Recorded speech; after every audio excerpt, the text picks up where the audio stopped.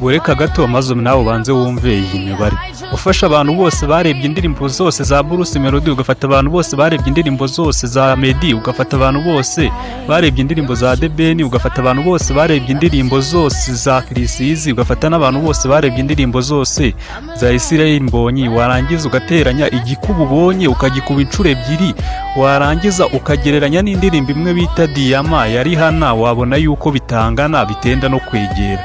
Kubera ko ubu ngubu uziteranyije by'uburuka kuba kabiri ushobora kugeza muri miliyari 2 n'ibice 2 n'utundi tuntu turengaho, mu gihe indirimbo imwe bita Diyama ya Rihanna imaze kurebwa na miliyari 2 n'ibice 5. Urumva yuko bano bahanzi bo baba barageze ku rwego ruhambaye ku buryo udashobora kugereranya umuziki wabo n'umuziki nyarwanda. Ubundi uyu mugore Rihanna amazina ye nyakuri bamwita Robin Rihanna Fenty, akaba yaramamaye ku izina rya Rihanna. Akaba yaravukiye ahantu bita Saint Michel Parish, aho rero akaba ari mu kirwa cya Barbados kibarirwa mu majyaruguru ya Amerika mu nyanja ya Atlantic.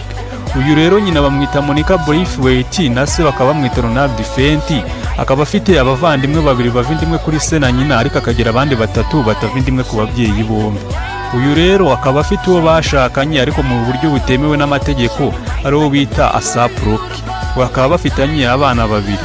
Mu by'ukuri uyu mugore akaba ari umukirishiyani, bivuze ko yemera Yesu nk'umwami n'umukiza.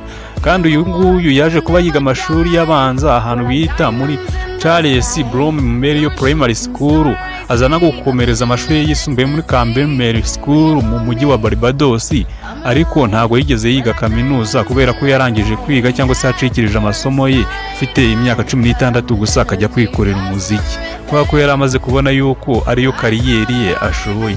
Ku rubuga rwa YouTube akurikirwa n'abantu barenga miliyoni 45, ku rubuga rwa Instagram akurikirwa n'abantu barenga miliyoni 148, ku rubuga rwa Facebook akurikirwa n'abantu barenga miliyoni 102, mu gihe ku rubuga rwa TikTok akurikirwa n'abantu barenga miliyoni 16.